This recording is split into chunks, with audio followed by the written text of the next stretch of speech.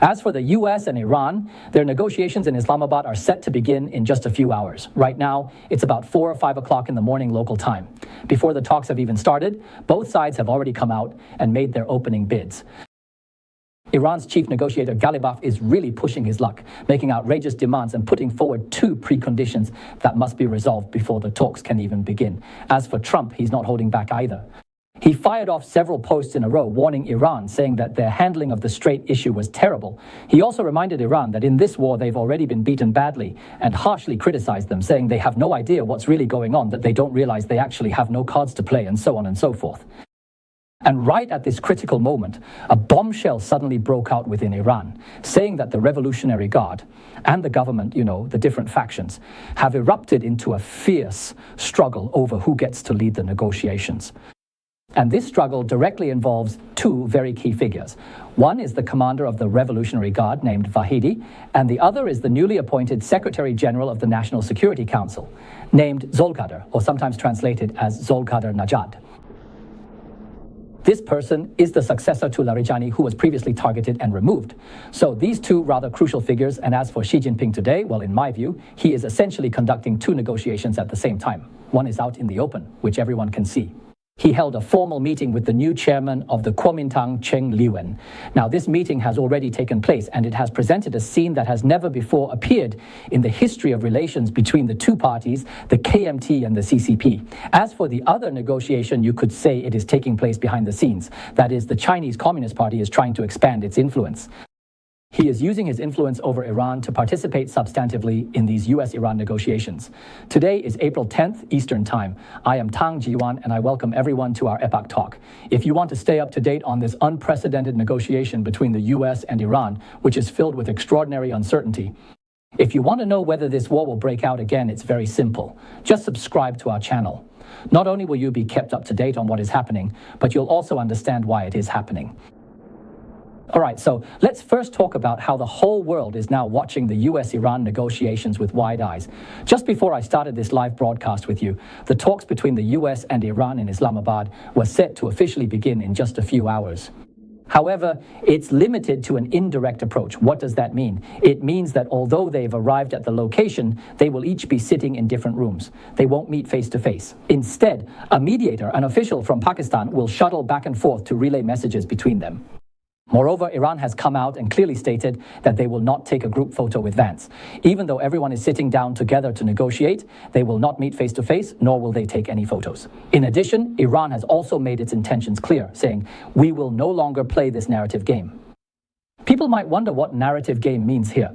Essentially, he's rejecting anything the US could use for propaganda, like claiming Iran conceded or the US won. He likely means avoiding things like group photos or public associations that create such impressions. Of course, we can first let everyone take a look at what the outside and inside of the negotiation venue look like this time. The outside is basically as shown in this photo. This is more or less what the building looks like. That big banner has already been put up there.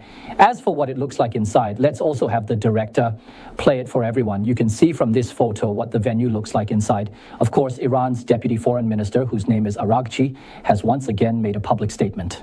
He said that the 10-point framework proposed by Iran has already been accepted by the US side as the basis for the upcoming negotiations. And according to his own statement, this framework includes controlling the Strait of Hormuz, lifting all sanctions, allowing Iran to retain the right to enrich uranium, and also including the ceasefire in Lebanon within the overall scope of the ceasefire agreement, among other things. So you can see that the most critical points of disagreement between the 2 sides remain unchanged, right? These include the nuclear program, Iran's missile program, support for proxy groups, the issue of control over the Strait of Hormuz, sanctions, and the situation in Lebanon. On almost every point, you can see that there is little chance for the 2 sides to reach a consensus. Of course, that's just my own opinion. I think that in this round of negotiations, as I've repeatedly mentioned, while Pakistan appears to be the mediator on the surface, in reality, the true mediator behind the scenes is, to a large extent, influenced by the Chinese Communist Party. The CCP has considerable influence over both Pakistan and Iran. And their objective is very clear. They are not seeking to achieve a major breakthrough in this round of negotiations right away. Instead, they are trying every possible way to reach a consensus that allows for continued dialogue and further negotiations. then they aim to force or prompt Trump to further extend his ceasefire deadline, thereby creating more room for subsequent negotiations. This is essentially a delaying tactic. In other words, I think the goal of China and Pakistan in this first round of talks is to reach an agreement that makes both sides feel they can agree to continue negotiating. Although it may not solve all the issues at once, at the very least, it resolves one or two key problems, making the US side feel that negotiations can still go on. And perhaps if talks continue, they might gain even more. That is, they're keeping you on the hook. So under the backdrop of this delaying tactic, regardless of whether Iran ultimately manages to reach a ceasefire agreement or not, I think Iran can already be said to have gained a significant amount of time and space to restructure its strategy. In other words, they've won a breathing space. And right after Trump announced the ceasefire, within just 48 hours, we now have a clear piece of information. At least 4 large cargo planes from the Chinese Communist Party have landed near Iran. They got very close to Iranian airspace and then disappeared, turning off their transponders. So you can tell that these cargo planes obviously weren't transporting food or any kind of humanitarian aid supplies, right? Most likely they were carrying something else.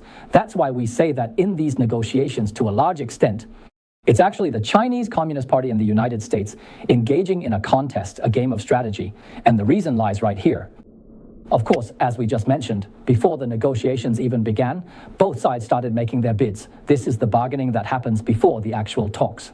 This was mainly evident early this morning when Iran's chief negotiator, Ghalibaf, who is leading the talks, personally, if you look at this photo, this screenshot, he posted a message on the X platform saying only 2 things.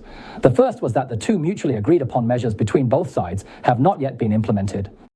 The ceasefire in Lebanon and the release of Iran's frozen assets before the negotiations begin. This is the first point. The second point he made was that these 2 matters must be completed before the negotiations start. As soon as these words were spoken, it can be said that the whole world was shocked. Immediately, many major media outlets began to repost and report on it online. Because this is equivalent to saying that the US negotiator, Vance, right, he was already en route to Islamabad. So why did Iran suddenly set 2 preconditions for these negotiations? One condition is that Lebanon must immediately achieve a ceasefire. I think it's obvious that this can't possibly be fulfilled right away, especially with just a few hours left before the negotiations are set to begin, right? Everyone knows that this time Netanyahu is under tremendous domestic pressure to comply with Trump's demands and start negotiations with Hezbollah. We can't do more than that. Even if negotiations are to take place, that would be something for next week. It's not something that can be done immediately. As for what Ghalibaf mentioned about releasing Iran's frozen assets, it's obviously impossible for that to be fulfilled before tomorrow. Why is that? Because do you know how much these frozen assets amount to? More than 100 billion US dollars. So when I say that Ghalibaf is making an outrageous demand, you can probably understand now. How could it be possible?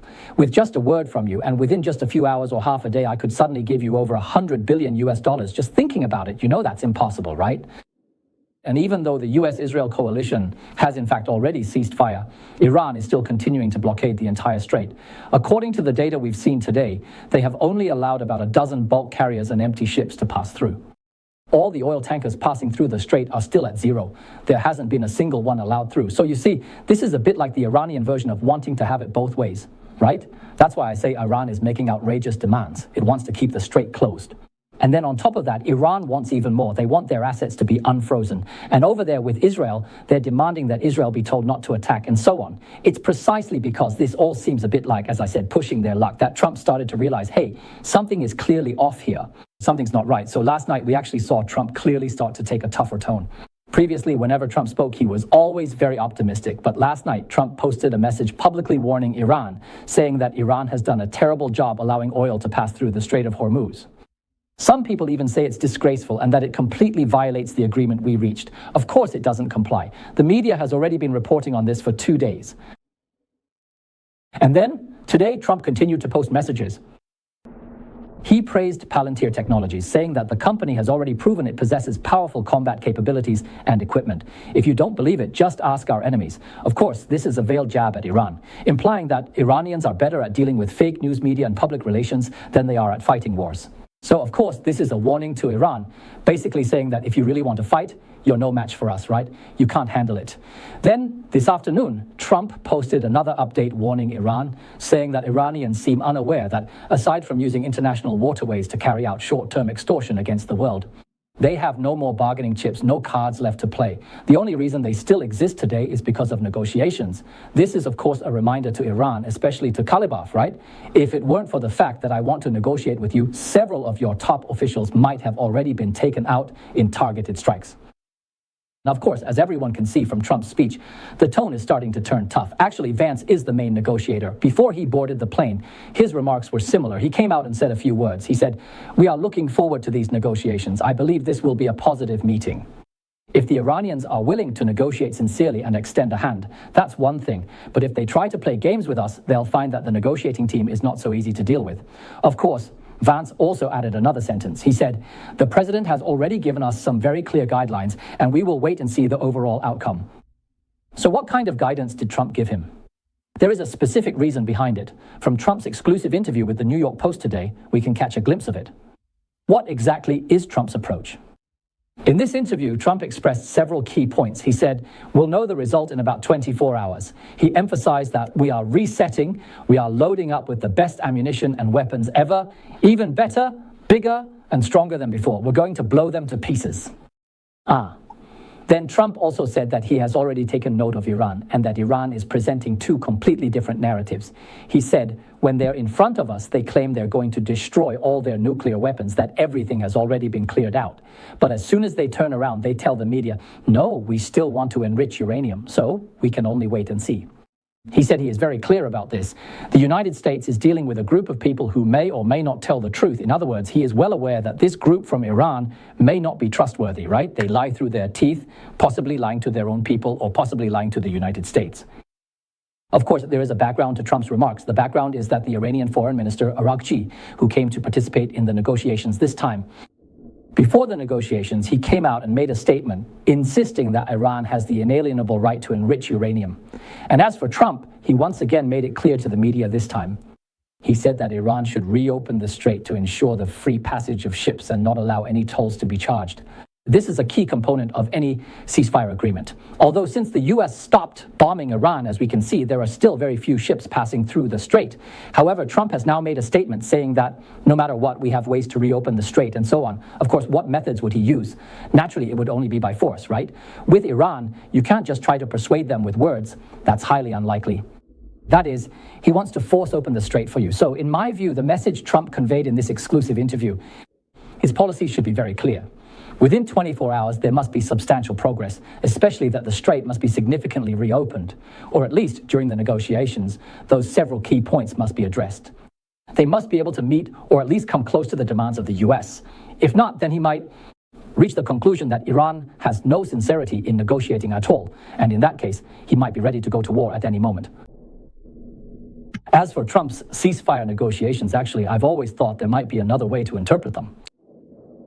How should we interpret this? Maybe, to some extent, many people might think this sounds a bit like a conspiracy theory, but let me tell you, this so-called conspiracy theory actually has some basis. That is, why is Trump so urgently pushing for a ceasefire this time? It is very likely that this is just a cover for the Pentagon to gather larger forces and prepare for a much bigger military operation. Because Trump has already done this twice before, right? Both times during negotiations, he used the talks as a cover to quickly deploy troops and then started fighting. So Iran is actually a bit nervous and somewhat afraid. Objectively speaking, Trump does need more time to deploy a large number of Marines and airborne troops, right?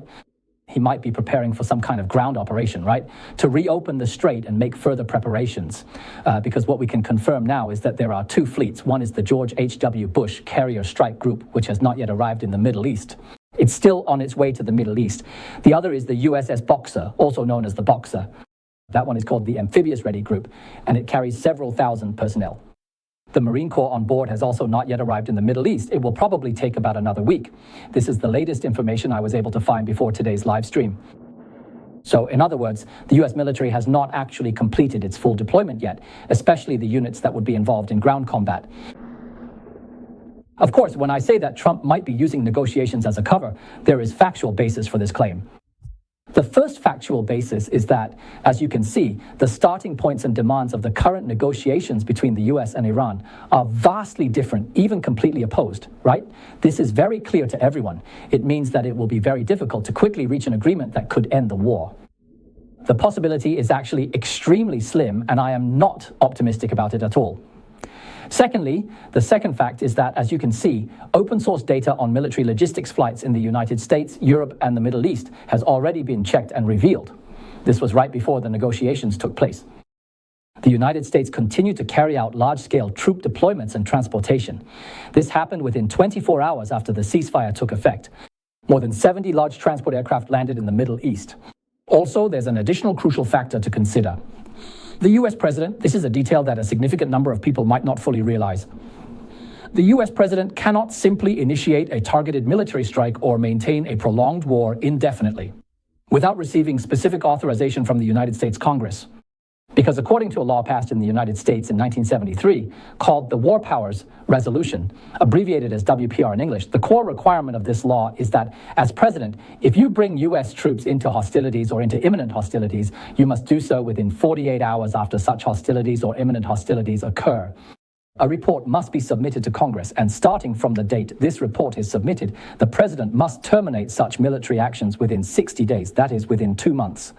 In other words, without congressional approval, the president's authority to launch a war or a military action can only last for a maximum of 60 days.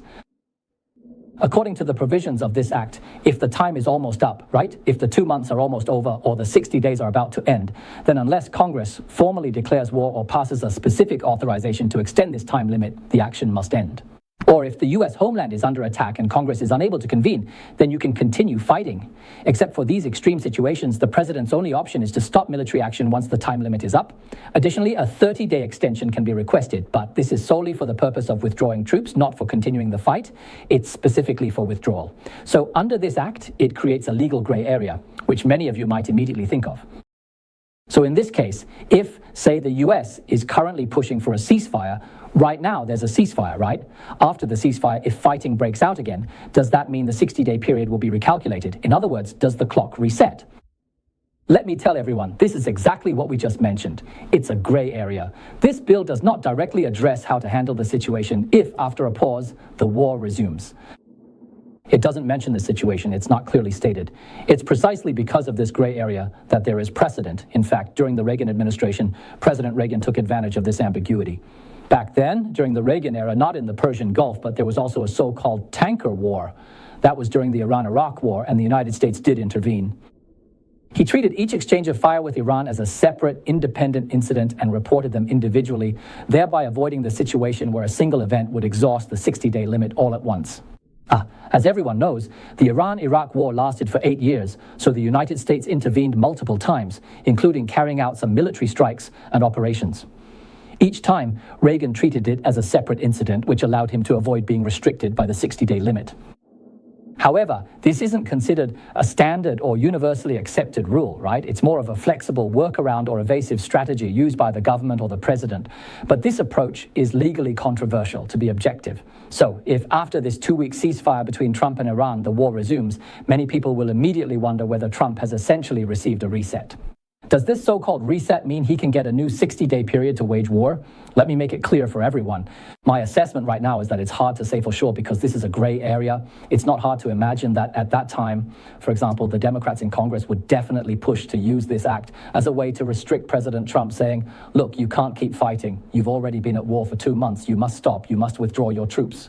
To restrict him. But as for Trump, since he himself is part of the government, he might argue, look, there's precedent from President Reagan back then. I didn't go over 60 days. We stopped before that. And once we stopped, it was already in the past.